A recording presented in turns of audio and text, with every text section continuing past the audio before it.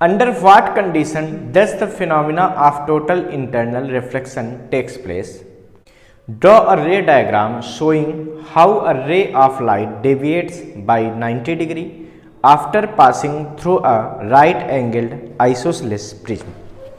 Okay, तो बच्चों देखिए, इसमें हमसे पूछा जा रहा है कि conditions for total internal reflection. Total internal reflection क्या है, ठीक है, और उसकी क्या क्या कंडीशंस हैं।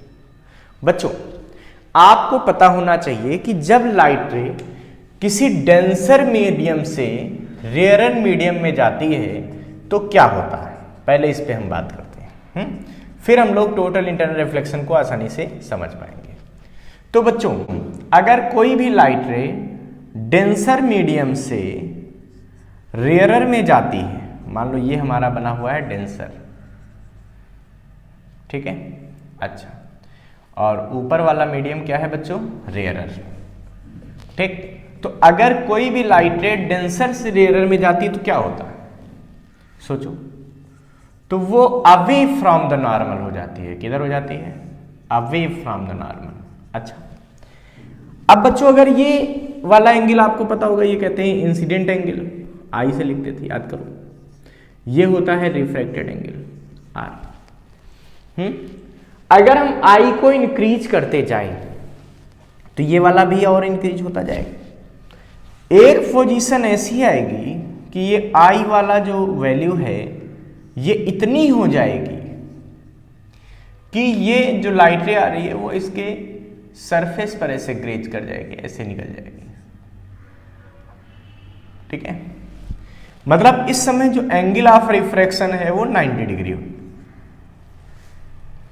तो ये जो आई है इसको हम लोग कहते हैं बच्चों क्रिटिकल एंगल। इस एंगल क्या बोलते हैं, क्रिटिकल एंगल। क्या, या हम कह सकते हैं critical angle is the incident angle for which angle of refraction becomes 90 degree. तो क्रिटिकल एंगल वो एंगल है जिसके लिए एंगल ऑफ रिफ्रैक्शन क्या हो जाता है, 90 डिग्री हो जाता है।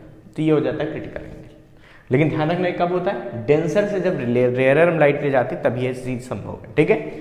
अब हम अगर सोच लें कि अगर हम पहले भाई कम था एंगल तो इधर थोड़ा झुकाव था लाइट रे का, है थोड़ा और बढ़ाया तो ये झुकते झुकते यहां आ गया। अगर हम इससे भी ज्यादा एंगल बढ़ा देंगे तो क्या होगा, अगर हम क्रिटिकल एंगल से भी ज्यादा एंगल पे लाइटें डाल देंगे, ठीक है, यानी कि अब जो आई है ये ग्रेटर है किससे, क्रिटिकल एंगल से। तो ये देखा गया बच्चों ये लाइटें इसी मीडियम में, सेम मीडियम में लौट आएगी। इस फिनोमिना को बोलते हैं टोटल इंटरनल रिफ्लेक्शन। इसको क्या बोलते हैं, टोटल इंटरनल रिफ्लेक्शन। तो क्या होता है, when in denser medium incident angle is greater than the critical angle, then light ray comes back in the same medium after refraction. This phenomena is called total internal reflection.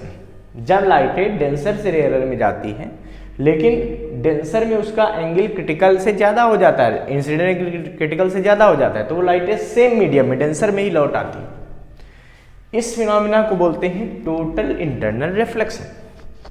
बच्चों जैसा आपको दिखाई दे रहा है इसके लिए दो नेसेसरी कंडीशन है।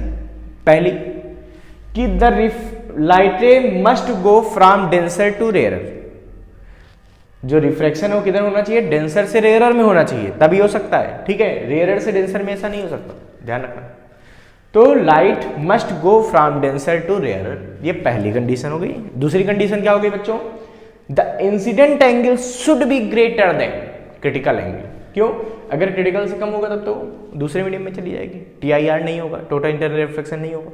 टोटल इंटरनल रिफ्लेक्शन के लिए जरूरी है कि इंसिडेंट एंगल क्रिटिकल से ज्यादा होना चाहिए। ये दोनों कंडीशन बच्चों आप लिख लीजिए, ठीक है। इसी क्वेश्चन का सेकंड पार्ट हमसे क्या कह रहे हैं, तो इसका सेकंड पार्ट हमसे कह रहे हैं किसी आइसोसेलेस प्रिज्म के लिए,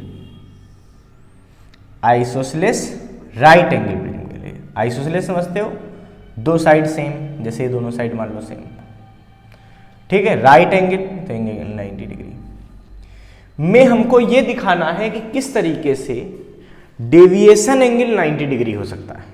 इसका मतलब जो लाइट है वो 90 डिग्री पर डेविएट हो जाए, ऐसा दिखाना है। तो बच्चों अगर ये आइसोसेलेस एंगल है, ठीक है, इसको हम ए कह दें, इसको बी, इसको सी, ये प्रिज्म है, आइसोसेलेस प्रिज्म है। इस पर एक लाइट है, अगर हम ऐसे मान लें सीधी सीधी 90 डिग्री पे, ठीक है, आपको पता है ये 90 और ये साइड सेम, तो ये एंगल भी सेम, यानी कि ये 45 तो ये भी 45, ये तो पता ही।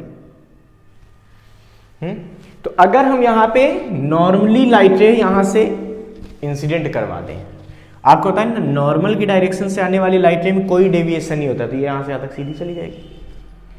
और हम ऐसा सपोज कर लें कि भाई जब यहाँ पड़ेगी तो यहाँ कुछ इंसिडेंट एंगल होगा, मान लो वो कितना है, सिंपल सी बात है, ये 45, ये 90, तो ये भी 45, यानी कि ये 45।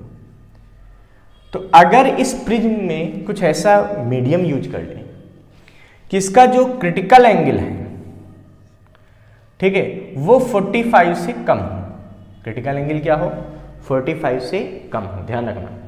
जब क्रिटिकल 45 से कम है, तो अब जब 45 पे लाइटें गिरेगी तो समझो क्रिटिकल से ज़्यादा एंगल पे गिरेगी, और क्रिटिकल से ज़्यादा एंगल पे गिरेगी और प्रिज्म का रिफ्रैक्टिव इंडेक्स ज़्यादा है, मीडियम का हम प्रिज्म से कम मान के चल रहे हैं या एयर मान के चल रहे हैं, ठीक है। तो क्या होगा, जब क्रिटिकल से ज़्यादा एंगल पे लाइटें गिरती है तो क्या होता है, वो लाइटें सीधे वापस चली जाती है, ऐसे